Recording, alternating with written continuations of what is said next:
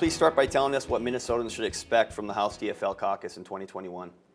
Well, first and foremost, we are going to be focused on making sure that Minnesotans are ready to come out of COVID with their families' finances intact, access to health care being there for them, a better child care system, making sure that the basics of life that COVID has really exposed to risk are there and available for the next generation of Minnesotans.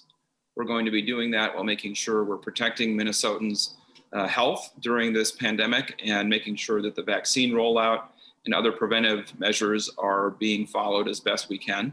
And finally, we are going to do this while making sure that the Minnesota House of Representatives is as safe as it can be for our staff, for the public, and for members of the House. And you were selected by House DFLers to serve as Majority Leader for the second straight legislative session. Will you approach this position any differently this time around? We have tried to run the House with an understanding that we can have a lot of discussion and disagreement on the House floor, in committees.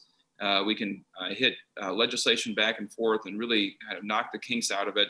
And we can do all of that while maintaining a level of understanding and bipartisanship in how the House is run. And so we want to make sure that Republicans have an opportunity to speak, to raise objections, and to have their voice be heard as part of this process. But we do so in a way that respects the safety and health of our members and staff and treats the House of Representatives in the high regard that the public has a right to their democratic institutions to be treated. And the COVID-19 pandemic continues to affect every Minnesotan, whether it be their health, economically, childcare, etc. What policies does the legislature need to focus on right away in January to get people the help they need?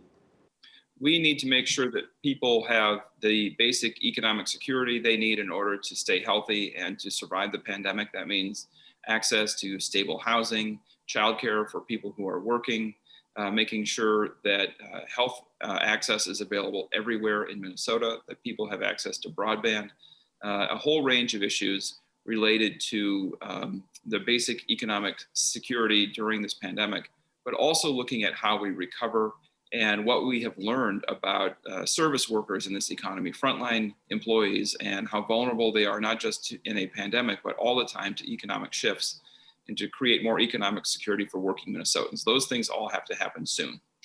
Due to the pandemic, plans call for the House to continue to operate remotely for this session. The Senate hopes to have some in-person activity. Do you expect it will make operations more difficult or impact the way things get accomplished?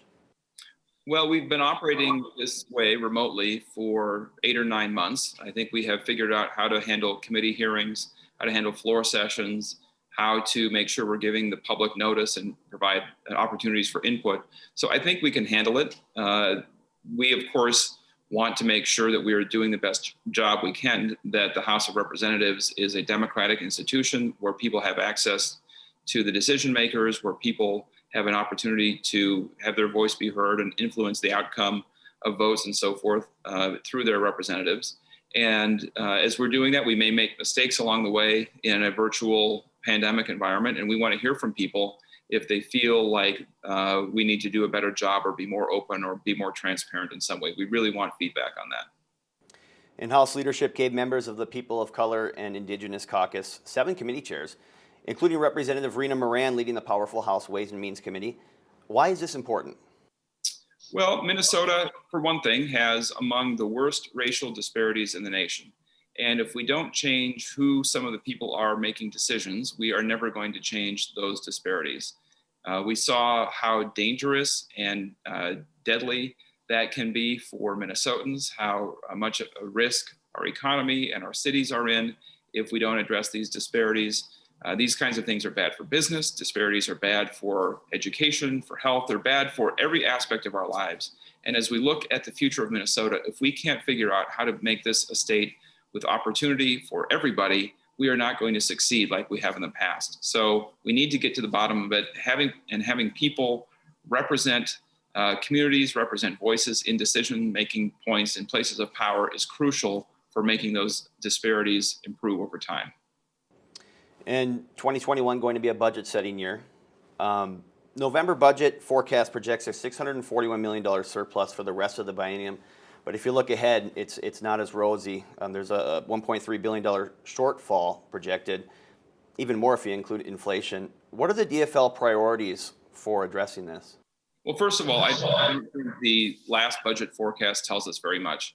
Another round of federal stimulus, potentially another round of funds from the state will dramatically impact the budget setting forecast that we have coming up. So I think it's too early to decide, that we're ready for a certain set of cuts, a certain set of tax increases, or a certain set of budget shifts. All of that is still way up in the air. I will say that our caucus is absolutely committed to providing high quality public services for Minnesotans. We have the resources in Minnesota to do it, and we can't afford to cut back on education or health access or childcare or all of the things that Minnesota families depend on and use to create more opportunity, more economic growth, more security for their families and communities. There's a foundation at the state to help provide those services, and we are not going to go backward on that. Final question for you. When May 17th gets here, what will have to be done to make the 2021 session a success? Well, a successful session, I think, has to provide for economic security for Minnesota families coming out of the COVID-19 pandemic.